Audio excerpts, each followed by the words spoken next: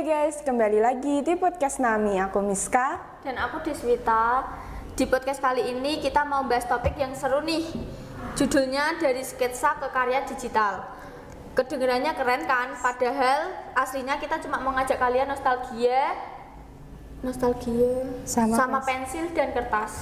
Nostalgia boleh, tapi jangan lupa kita hidup di era digital. Jadi kita bakal bahas gimana caranya sketsa manual. Kita bisa naik kelas jadi karya digital yang kece. Oh my god! Wow! Kenapa sih sketsa itu penting banget di dunia DKV?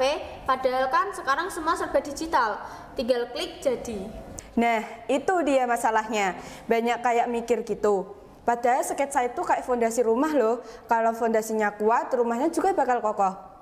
Sama kayak desain, kalau sketsanya matang, hasilnya juga pasti memuaskan.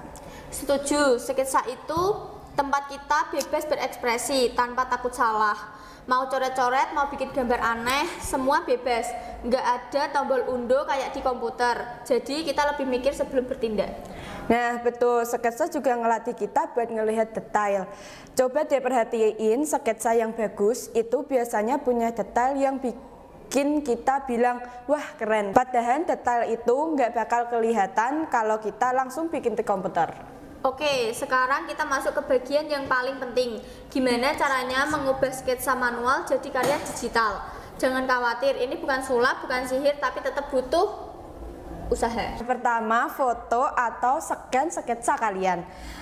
Pastiin hasilnya jelas, gak buram, gak gelap. Kalau perlu, edit foto di aplikasi foto biar lebih kinclong. Kedua, buka aplikasi desain kalian. Misalnya Adobe Photoshop, Adobe Illustrator, CorelDRAW atau aplikasi lainnya, bebas sesuai selera kalian. Ketiga, impor sketsa kalian di aplikasi desain. Biasanya ada fitur pledge atau import, tinggal pilih file sketsa kalian terus klik OK. Keempat, mulai tracking sketsa kalian. Ini bagian yang paling seru, tapi juga bikin kalian pegel. Kalian bisa pakai pen tool, brush tool, atau tool lainnya. Intinya ikuti garis sketsa kalian dengan sabar. Sabar itu penting guys, jangan kayak aku baru tracing 5 menit udah pengen nyerah. Untung ada kopi dan cemilan, jadi semangat lagi. Kelima, warnain sketsa kalian. Pilih warna yang sesuai dengan desain kalian. Jangan takut bereksperimen, tapi juga jangan berlebihan. Ingat, less in more. Keenam, tambahin detail-detail lainnya. Bisa tekstur, bayangan, atau efek-efek lainnya. Ini buat bikin karya kalian lebih hidup dan menarik. Yang terakhir, simpan karya kalian dalam format yang sesuai. Biasanya JPEG atau PNG. Pastiin resolusinya tinggi, biar nggak pecah pas dicetak atau diupload. Nah, tadi kan kita udah nyebutin beberapa aplikasi desain nih guys. Jadi sekarang kita bahas lebih detail yuk. Yang pertama, ada Adobe Photoshop. Ini aplikasi sejuta umat, bisa buat ngedit foto, bikin manipulasi gambar, atau bahkan bikin lukisan digital. Fiturnya lengkap banget, tapi juga lumayan bikin pusing kalau baru pertama kali pakai. Nah, yang kedua nih guys, ada Adobe Illustrator. Ini aplikasi buat bikin vektor alias gambar yang enggak bakal pecah meskipun di zoom sampai besar banget. Cocok nih guys buat bikin logo, ilustrasi, atau desain grafis lainnya.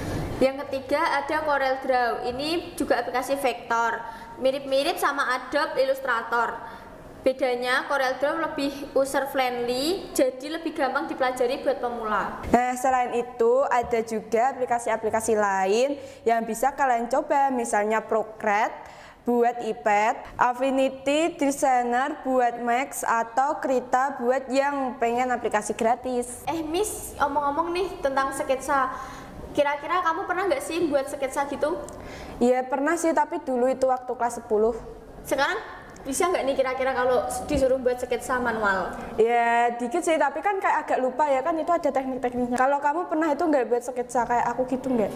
Pernah sih, dulu pas kelas 10 juga aku buat sketsa manual, tapi kalau yang digital belum pernah sih. Iya, kayaknya juga sama ya, aku juga gitu. Iya, dulu sekelas ya kayaknya. Iya kita. Ya. Sekarang kok kita gitu. Saling kenal kan kita.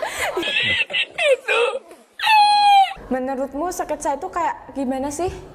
Sketsa itu menurutku kayak kita semisal mau gambar sesuatu, kita buat kayak apa ya, kayak bingkainya dulu, kayak misal kita coret-coretan dulu kan, kita pakai pensil gitu, nanti kan ditebelin kalau udah serasa sketsanya bagus gitu kan, nanti ditebelin pakai apa kayak sih yang spidol itu ya, kayak pensil. drawing pen gitu kan, nanti terus diwarnain gitu.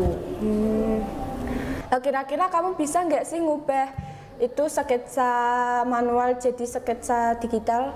Kalau aku sih kurang tahu ya, soalnya pas waktu dulu itu cuma baru diajarin buat sketsa manual pakai pensil. Jadi kan sekarang kan makin berkembang, jadi kan bisa buat sketsanya di digital kan. Jadi, tapi belum belajar sampai situ sih. Tapi tadi semenjak baca materinya kita tadi, nanti aku mau coba belajar lah buat itu, buat Sketsa digital.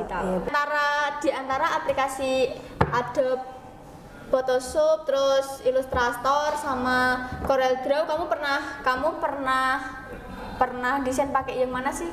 Aku sih kayaknya yang Adobe itu, sama satunya tadi apa yang terakhir? CorelDRAW. Iya itu.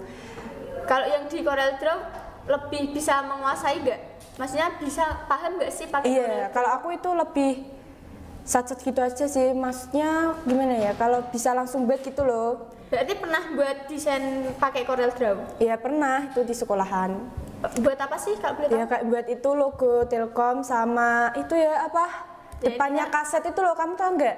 Kayak gambar gitu loh. Oh, buat itu apa? Desain CD maksudnya? Iya itu. Nah, semoga kalian paham ya sama yang kita sampaikan tentang gimana sih cara ngubah sketsa manual ke sketsa digital. Semoga kalian mencoba. Nah, sampai jumpa di episode selanjutnya. Tetap berkarya, tetap kreatif, dan tetap semangat. Bye.